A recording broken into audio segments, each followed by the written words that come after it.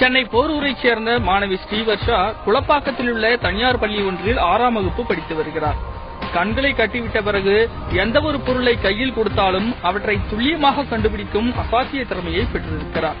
உதாரணமாக, பல்வேறு நிறங்களிலான பந்துகளை கொடுத்தால் அவற்றின் நிறம் என்ன என்பதை சரியாக கூறுகிறார்.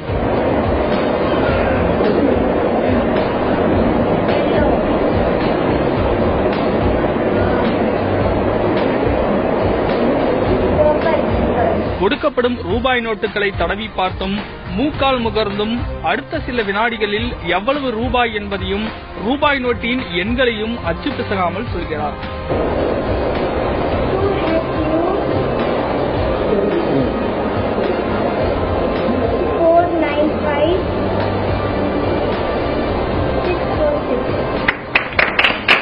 இதேபோல் விரல்களால் புத்தகங்களில் உள்ள எழுத்துக்களை வருடியும் காதுகளின் அருகே கொண்டு சென்றும் படித்து காட்டுகிறாள்.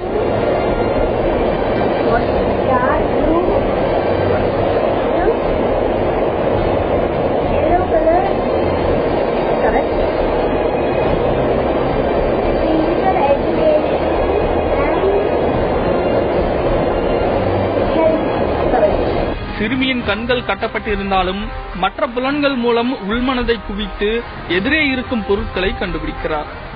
தன் அபார ஆற்றல் மூலம் கண்களை மூடினாலும் காட்சிகளை காண முடியும் என்பதை உணர்த்துகிறார். துணியால் கண்களை கட்டிக்கொண்டு கராத்தே மூலம் தாக்க வரும் எதிரியை தடுத்து திருப்பி தாக்குகிறார்.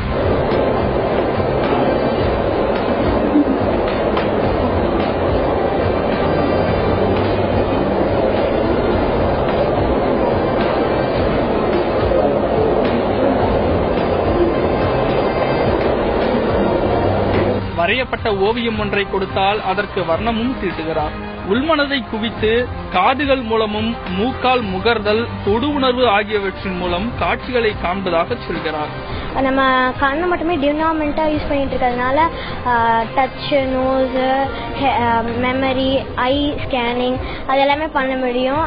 அதனால லெஃப்ட் அண்ட் ரைட் பிரெயின் ஈக்குவலா வேலை செய்யறதுனால இன்னும் கொஞ்சம் நல்லா இன்டெலிஜென்ட்டா மாற முடியும். அப்புறம் 8th லெவல்ல எந்திரன் படத்துல புக்கை பிளிப் பண்ற மாதிரி நம்மளாலையும் பண்ண முடியும். புக்கு பிளிப் பண்ணா ஃபுல்லா படிச்ச மாதிரி. நான் இப்ப 3rd லெவல்ல இருக்கேன். இப்ப 8th லெவல் வரும்போது நானும் அந்த மாதிரி பண்ணிடலாம்.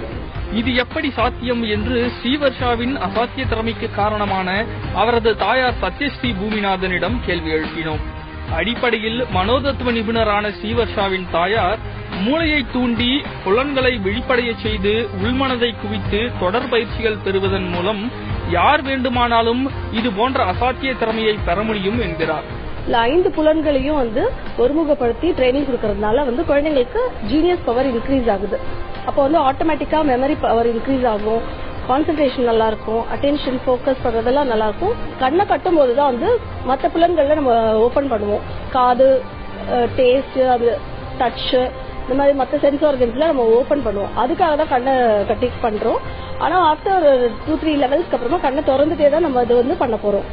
சரிங்களா? அது பண்ணும்போது என்ன பெனிஃபிட் ஆகும்னா ஒரு இதால பாக்குறத விட கண்ணால மட்டும் ஒரு ஸ்டிமுலஸ் ரெகக்னைஸ் பண்றதை விட 5 புலன்களை யூஸ் பண்ணும்போது இன்னும் நல்லா இருக்கும். அவங்களுக்கு அந்த பவர் இன்னும் நல்லா இருக்கும். கண்ணை திறந்து நம்ம என்னெல்லாம் பண்ணுவோமோ அது எல்லாமே கண்ணை மூடி பண்ண முடியும்.